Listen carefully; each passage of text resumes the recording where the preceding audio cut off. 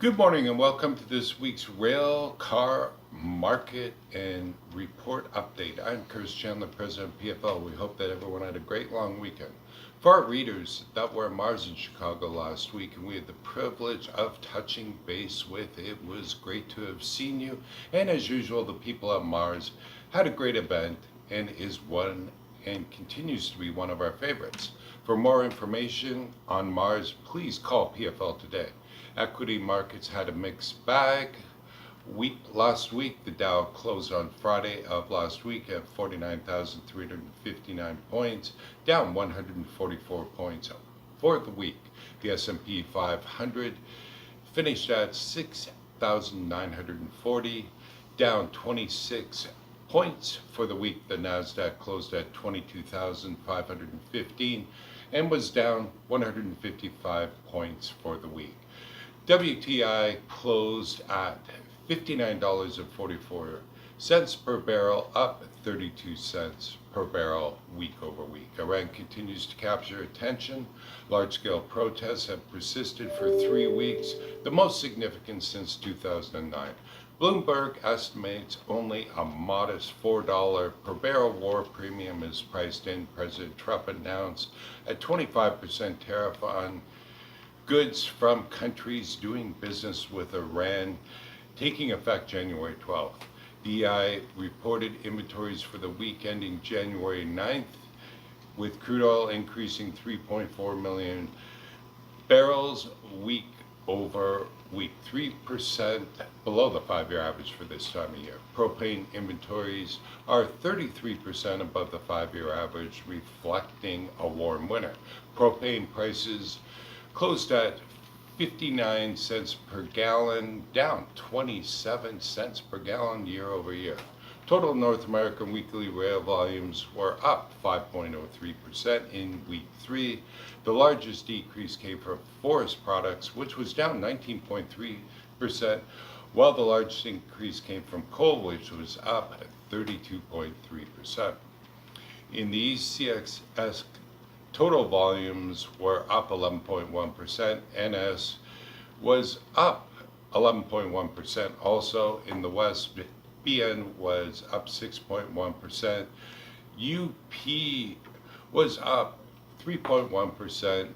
Canada's CN was down 4.1%, and CP was down 19.9%. The 4-week rolling average for petroleum rail cars rose to 28,731, up 340 rail cars week over week. Canadian volume surged. CP's petroleum shipments jumped 10% week over week. CN climbed 17%. U.S. volumes were mixed.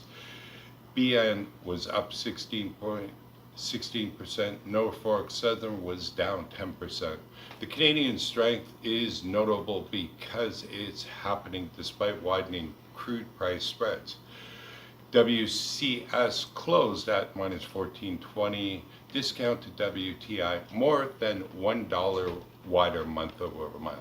CIBC analysts forecasted WCS will average minus 14.75 in 2026 versus $11.30 in 2025, driven largely by Venezuelan crude competing for U.S. Gulf Coast refinery demand.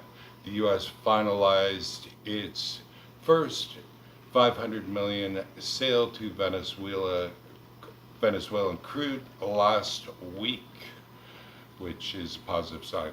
See today's report for further details. Waterborne crude exports from Trans Mountain fell to 467,000 barrels per day in December, the lowest since August. Enbridge announced construction on its 150,000 barrel per day mainline expansion could begin as early as July. See PFL's rail report for further details in regards to Canadian pipelines. Left wing Prime Minister Mark Carney announced a landmark trade agreement with China. The deal includes Canada's 100% tariff on EVs down to 6.1%. See PFL's rail report for further details. The EI projects WTI will average $52 per barrel in 2026 to $50 per barrel in 2027 as sharp decline. See PFL's Rail Report for further details. We have a lot to say and report. Please read it and pass it on to friends and colleagues. We do it all for you. It is a free on top of it. You can't be free, folks. Please remember that PFL produces several reports, including today's rail report. Railcar availability report comes out Tuesday. Storage availability report on Thursday. A weekly renewable report out early on Monday.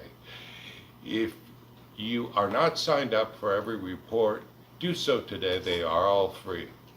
Why does PFL provide free reports? We simply want as much as your business as we possibly can get, and we believe keeping you informed will earn us this privilege. Remember, PFL cleans, flares, repairs, and stores rail cars across North America. Thank you for joining us today. We'll be back next week, and as always, fill you in on what we think is good news for your decision-making process. Thank you, and be safe out there.